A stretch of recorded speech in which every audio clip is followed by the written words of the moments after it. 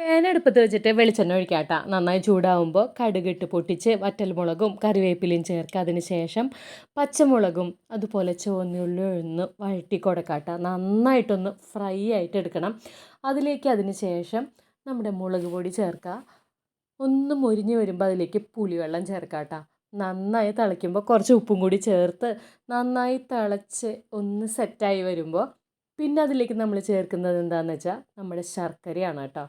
Already ഇഞ്ചി വറുത്ത് പൊടിച്ച് മാറ്റി വെച്ചിട്ടുണ്ട് കേട്ടോ. ഇഞ്ചി നമ്മൾ കഷ്ണങ്ങളായിട്ട് അരിഞ്ഞിട്ടല്ല ഇതിൽ ചേർക്കണേ, മറിച്ച് പൊടിച്ചിട്ടാണ്. അപ്പോൾ അതെ ഇത് ഇനി വറ്റി നന്നായി തിളച്ച് വറ്റി വരണം. കുറുതായി ഒരു വിധം സെറ്റായിട്ട് വരണം കേട്ടോ. കുറച്ച് സമയം എടുക്കും, നമുക്ക് വെയിറ്റ് ചെയ്യാം. ഏകദേശം തിളച്ച് കുറച്ചൊന്ന് കുറുതായി വന്നിട്ടുണ്ട്. അപ്പം നമ്മൾ ഉപ്പൊക്കെ ഒന്ന് നോക്കാം കേട്ടോ. പിന്നെ ഒന്നും നോക്കാനില്ല, പിന്നെ നമ്മുടെ ഇഞ്ചിയില്ലേ ഇതേ വറുത്ത് പൊടിച്ചത് അങ്ങോട്ട് ചേർക്കാം കേട്ടോ. ഇങ്ങനെ ചേർക്കുമ്പോൾ ഒരു നല്ലൊരു കാര്യമുണ്ട്. കാരണം ഈ ഇഞ്ചി ഉണ്ടല്ലോ, നമ്മളറിയാതെ ഇഞ്ചിൻ പുളിയുടെ കൂടെ നമ്മുടെ അകത്തേക്ക് ചെല്ലും. അല്ലെങ്കിൽ ചിലപ്പോൾ ഒരു വലിയ കഷ്ണമൊക്കെ ആണെങ്കിൽ മാറ്റി വയ്ക്കും. ഇതിപ്പോൾ അതേ വറുത്ത് പൊടിച്ച കാരണം നല്ല ടേസ്റ്റുമാണ്, നല്ല ടേസ്റ്റ് ഉണ്ട് കേട്ടോ. പിന്നെ ലാസ്റ്റ് കുറച്ച് ഉലുവാപ്പൊടിയും കുറച്ച് കായത്തിൻ്റെ പൊടിയും കൂടി ചേർത്ത് മിക്സ് ചെയ്യുക. അങ്ങനെ നമ്മുടെ ഇഞ്ചി പുളി തയ്യാറായിട്ടാണ്. കുറച്ചും കൂടി ഒന്ന് കുറുതാവാനുണ്ട്. കുറുതായി കഴിയുമ്പോൾ ഏകദേശം ഇങ്ങനെ ഇരിക്കും കേട്ടോ. എണ്ണയൊക്കെ തെളിഞ്ഞിരിക്കണ വേണ്ട.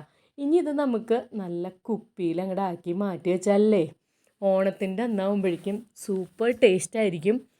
ഇത് ഒരു പ്രത്യേക ടേസ്റ്റാണ് കേട്ടോ. ഇത് തൃശ്ശൂർക്കാരുടെ ഒരു ഇഞ്ചിപ്പുളിയാണ്.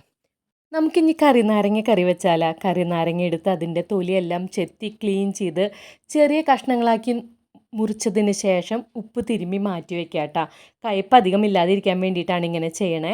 ഒരു ചീഞ്ചട്ടി ഉണ്ടാക്കുക. എണ്ണ ചേർത്ത് ചൂടാവുമ്പോൾ അതിലേക്ക് കടുകും ഉലുവയും ഇട്ട് പൊട്ടിച്ചതിന് ശേഷം അതിലേക്ക് നമ്മൾ ചേർക്കുന്നത് നമ്മുടെ ഇഞ്ചി, വെളുത്തുള്ളി, പച്ചമുളക് എന്നിവയാണ്. നന്നായി മൊരിഞ്ഞു വരുമ്പോൾ ഫ്ലെയിം ഓഫ് ചെയ്തതിന് ശേഷം മുളക് പൊടി ചേർക്കുക, മിക്സ് ചെയ്യുക. ചെറുതായി അരിഞ്ഞിരിക്കുന്ന കറിനാരങ്ങ ചേർക്കുക. വറുത്തതും ഉലുവ പൊടിച്ചതും അതുപോലെ കായവും ചേർത്ത് മിക്സ് ചെയ്താൽ നമ്മുടെ കറിനാരങ്ങ അച്ചാർ തയ്യാർ.